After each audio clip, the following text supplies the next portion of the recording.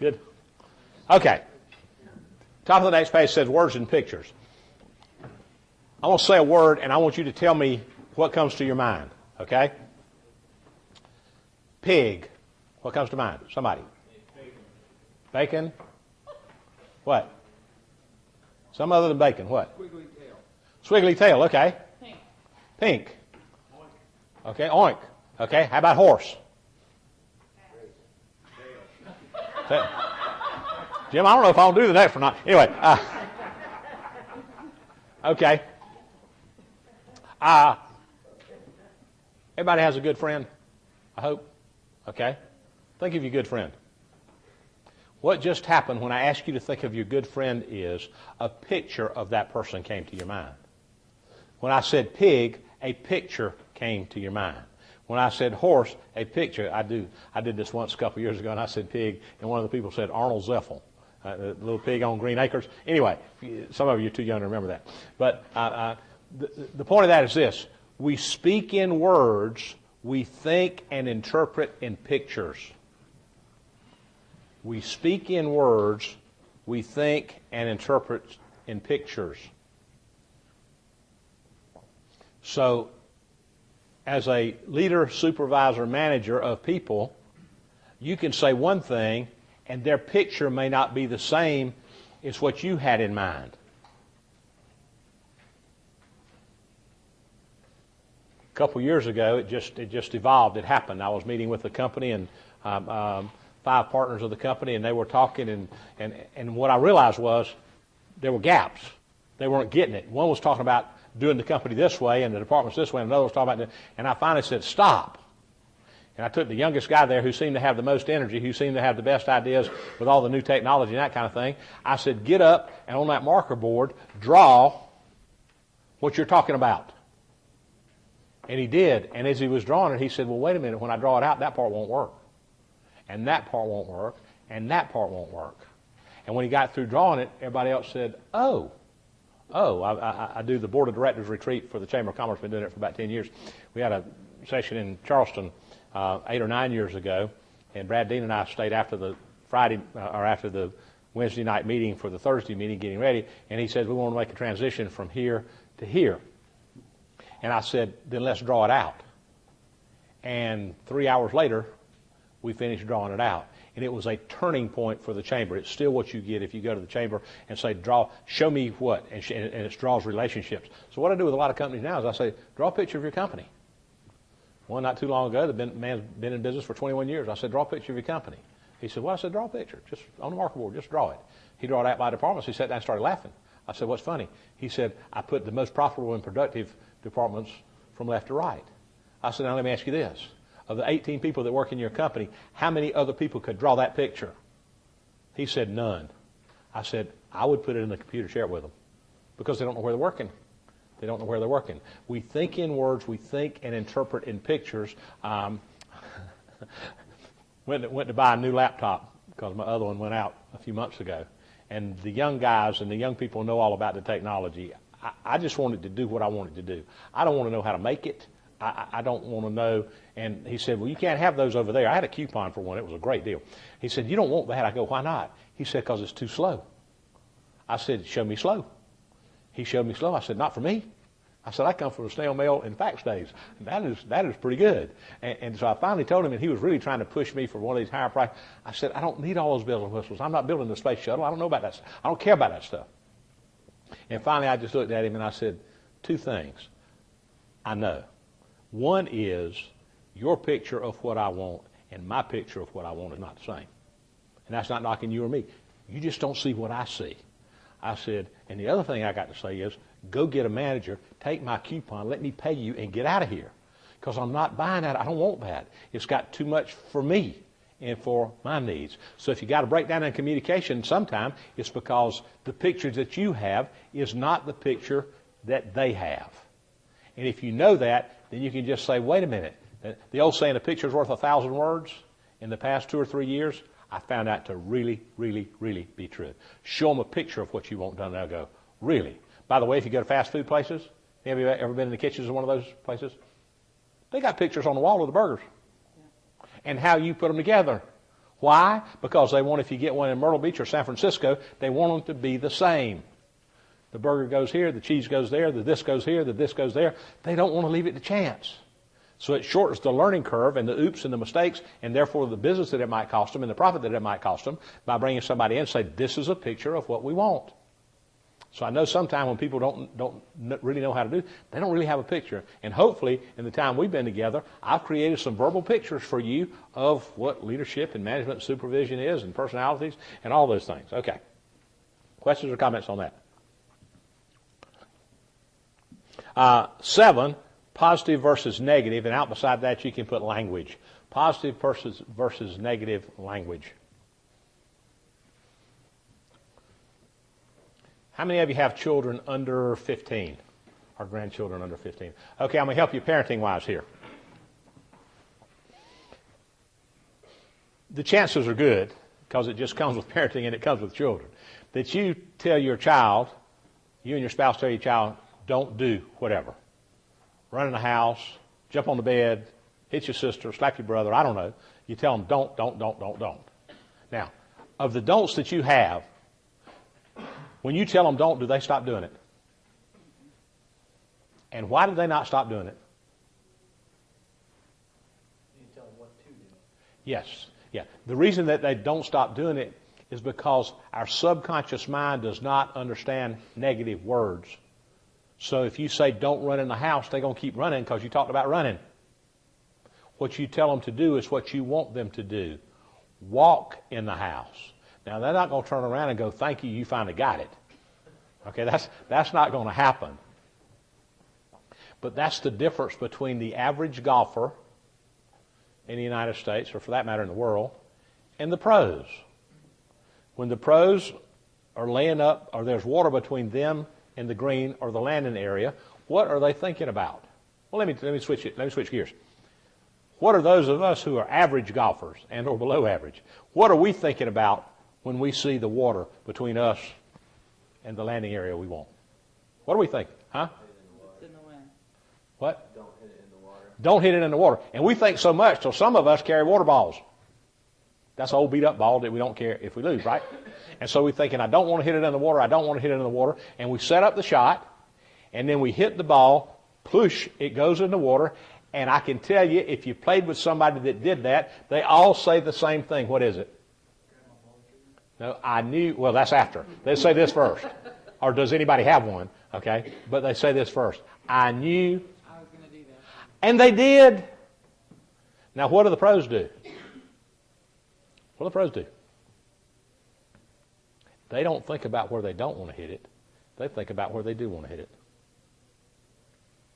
So instead of telling your people what not to do, tell them what to do. And you'll get better results. Use positive language. Now, that's going to require you to have to stop and think a little bit. If I don't want them to do this, then what do I want them to do? Don't make our guests mad. How do you don't make them mad? You make our guests happy. Give them let me give you an example I've used for years. And it's this. I'm getting ready to say something, and I do not want you to think about what I say. I'm going to say something, and I don't want you to think about it. Everybody clear on that? Don't think about it. Here we go. Do not think about a large, bright, yellow elephant.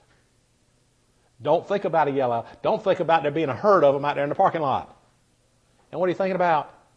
Yellow elephants. Okay? And you never thought about one before I said it? Today, probably. Okay? You tell them what to do. By the way, that's why diets don't work for most people, because it always requires from diets they're going to give up something sweet that they like, pecan pie or chocolate or whatever, ice cream. And so what do? Diets start on Monday, right? Monday morning. I'm going to get up, I'm going to write it on my hand, I'm going to write it on the back of my hand, I'm going to put it on my cell phone, I'm going to put a Post-it note in my car on the mirror, I'm going to put it at work, I'm going to put it on my reminder thing on the computer, my screensaver's on the computer, don't eat chocolate, don't eat chocolate, don't eat chocolate, don't eat chocolate, don't eat. You're going to tell everybody, I'm stopping today, I'm turning over a new leaf, I will not eat chocolate. You're going to hurt somebody for chocolate by 5 o'clock. Because you've been thinking about chocolate all day long. Okay? So you think about salads and other things. So when that's why if you watch football, what's that short-term defense? The one that the prevent defense never works. Watched it for years. Well, they've called the prevent defense. You beat them 58 and a half minutes. The defense is back there. We're in the prevent defense now. I don't want them to score. I don't want them to score. There they go. Okay? My belief is, the coach goes out there and says, look, you beat them for 58 and a half minutes. Beat them for another minute and a half. Go get them. Okay? Versus don't. You know, they tell pitchers now what pitch to throw. Don't be a basketball coach and tell them not to foul. Tell them to make the bucket. Pass the ball. Play good. Play hard. It will make a difference. It will make a difference. Kathy was saying, questions or comments on that? Kathy was talking before, I was talking before, about assumptions. When people assume what you're going to say, most of the time they don't listen because they assume they already know. They assume they already know. And by the way, we can all be guilty of this. And after they assume, they miss the message or the instruction.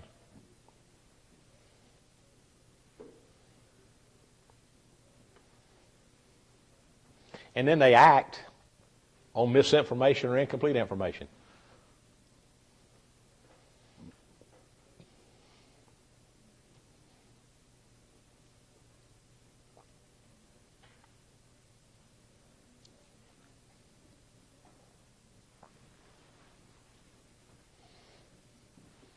And the last thing is if they assume it's going to be costly and it could be dangerous.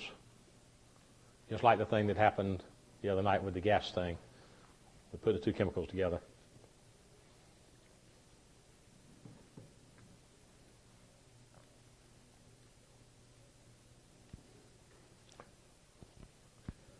One of the ways to prevent some of that is say, what did I just say?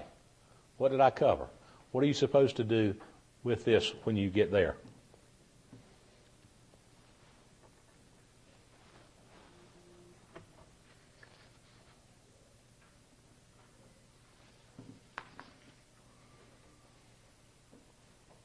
Okay, then personality styles. We talked enough about that last time, and let me tell you from just a quick reminder from a communication standpoint. When you're talking to doves, do it from a caring standpoint. We care about you. We care about you being with whatever. Doves respond to the caring.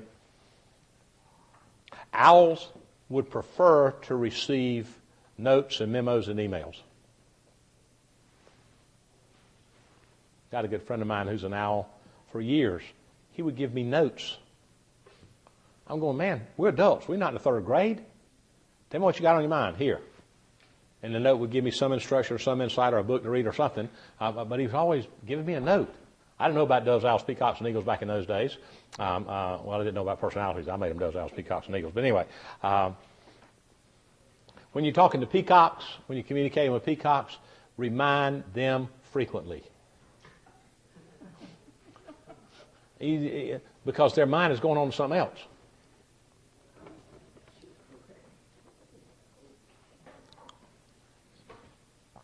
And when you're, regardless of how you're communicating with eagles, you ask them, do they have it and can they go do it? And if they're missing something, they'll tell you that they are, and if not, they just take off and go do it.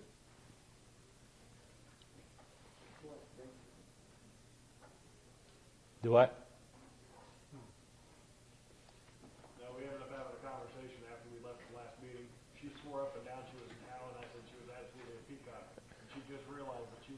Okay, all right.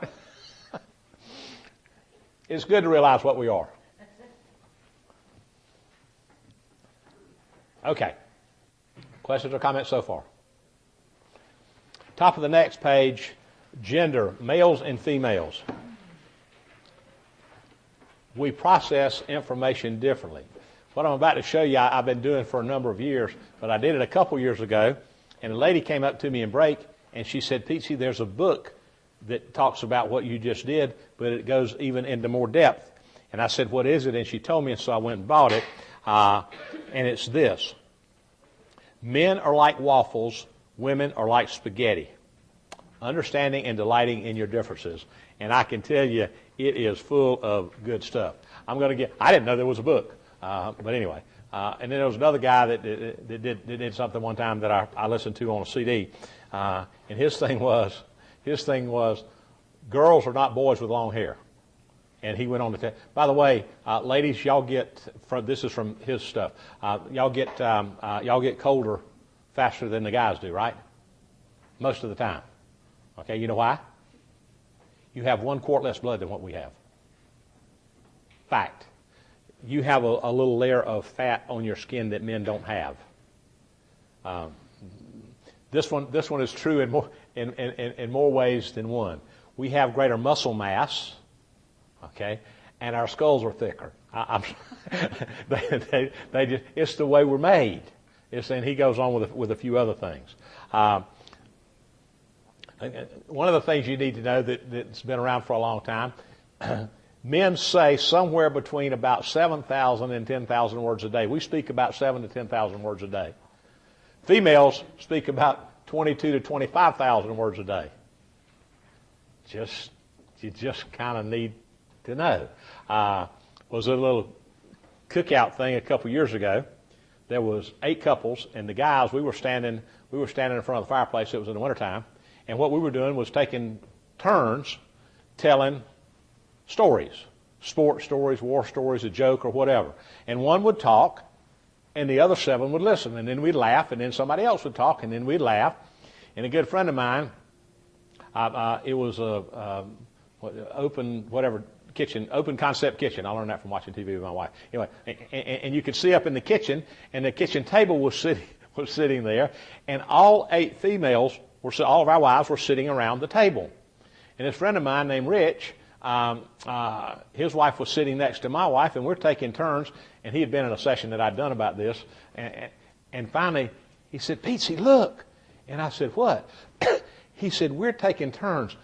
All of the females were talking at the same time, and they could all understand each other and keep up. We had to take turns.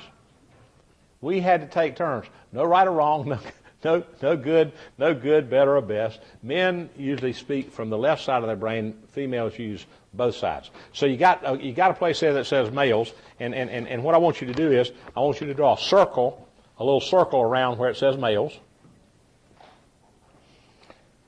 And then I want you to do some spokes out from it and put some little circles at the end of those spokes. 6 or 8, whatever you want to put out. Doesn't matter.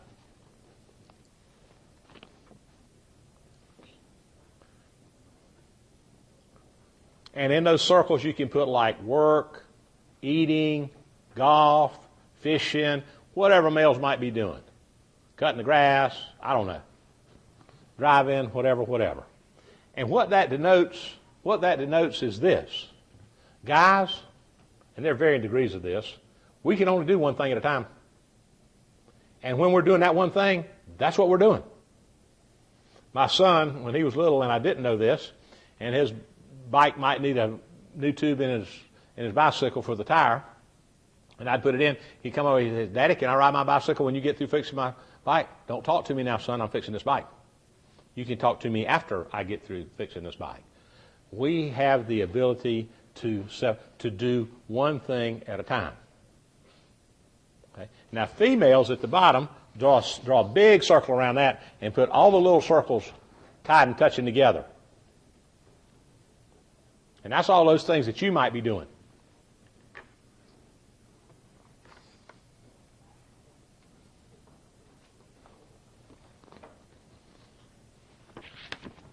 So with females, everything touches. For instance, during the time that we have been together, you guys have been going, "I can use this over here. I got that over there." Females have heard and processed an entirely different message. You have more applications for it. You just do. By the way, for you guys who are married, engaged, dating, whatever, and you're speaking to your wife or what, and you want to talk about what you're going to do with this one thing, right? And what is she doing? Within about 2 minutes. Is she talking about that one thing? What is she doing? She's talking about everything that touches it. And what are you saying? No. I want to talk about this one thing. Can't we just talk about this one thing? You can, she can't. Because she sees more relationships and how it touches. I mean, if somebody comes up to me today, as a male obviously, and they say, Petesy, I don't like your tie. Ladies, let me tell you what that means.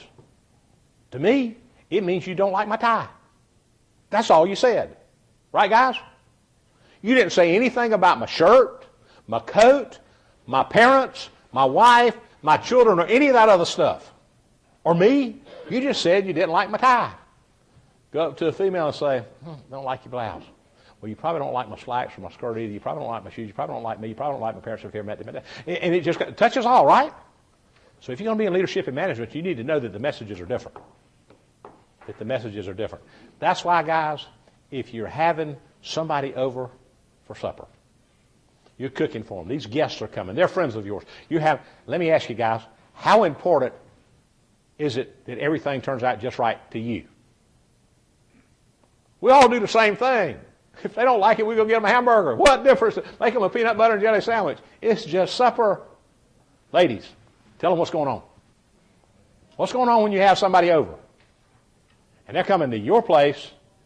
Come on. House got to be clean. House got to be clean, right? Mine's got to be right.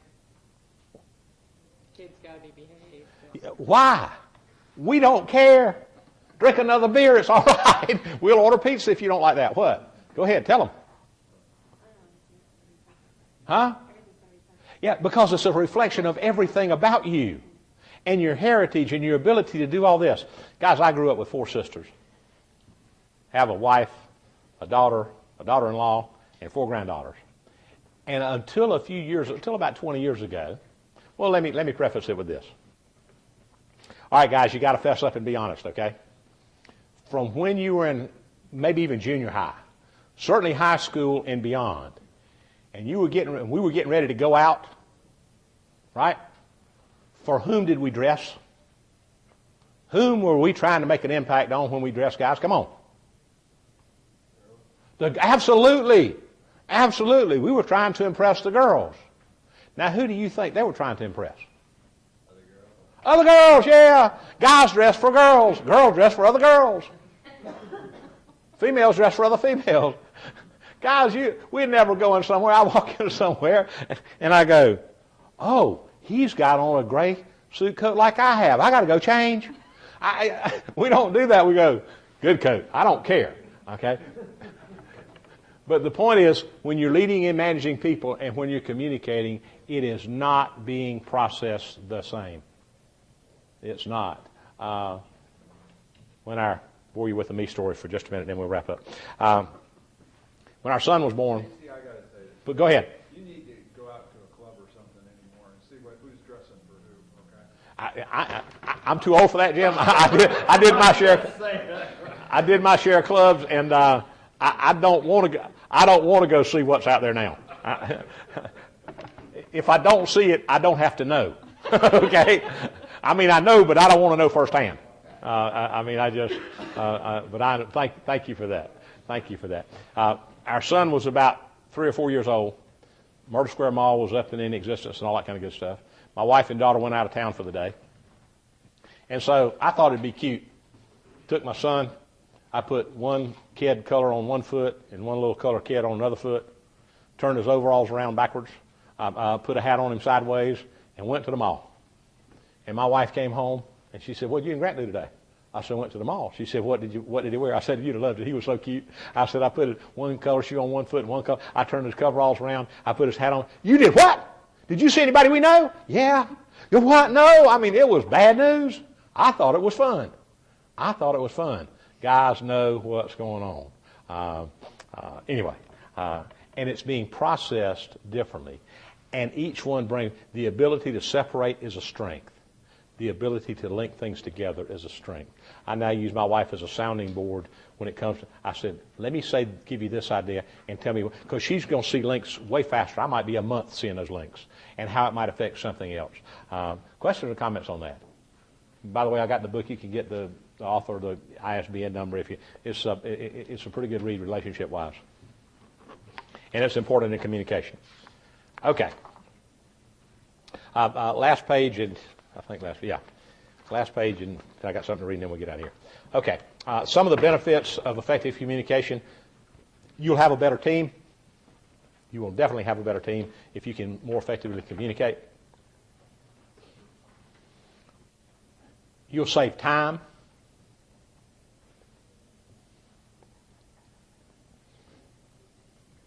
You'll save money for yourself and for the company and the team. You'll increase productivity. Improve relationships.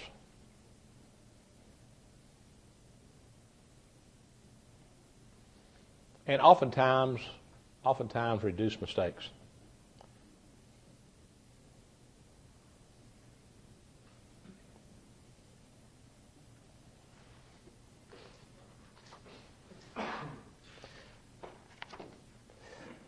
So where do I start communicating more effectively? Yeah, that's a personal thing.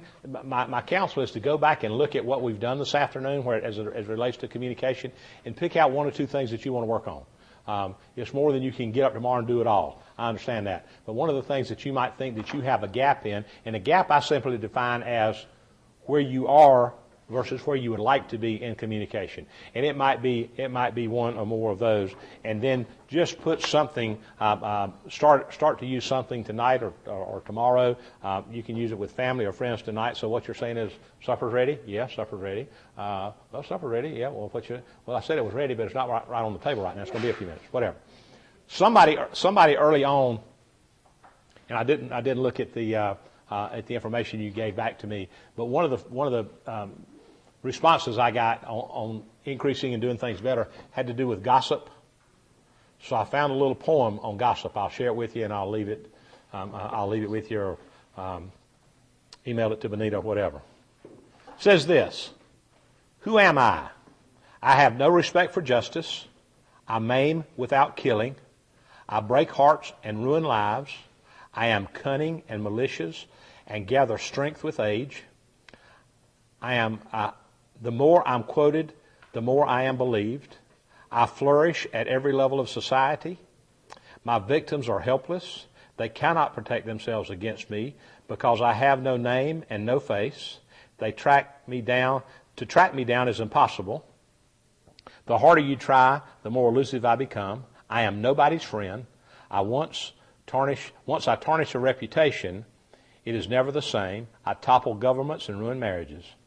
I end ministries set up by God. I ruin careers and cause sleepless nights, heartaches, and indigestion. I spawn suspicion, generate grief. I make headlines, heartaches, and more heartaches. I make innocent people cry in their pillow. Even my name hisses. Who am I? I am called gossip. I come in many forms: church gossip, office gossip, shop gossip, party gossip, telephone gossip, and online gossip. Okay, it's dangerous. We can't take it back. We can't take it back once we get it out there, and it just happens. It just happens.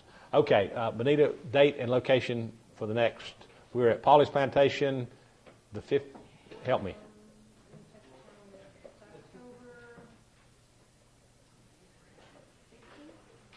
October 16th. October 16th, Polly's Plantation. Email me if you have any questions. Thanks. I've enjoyed it. You're a good group of people. Hope you take something away and use it. Thank you.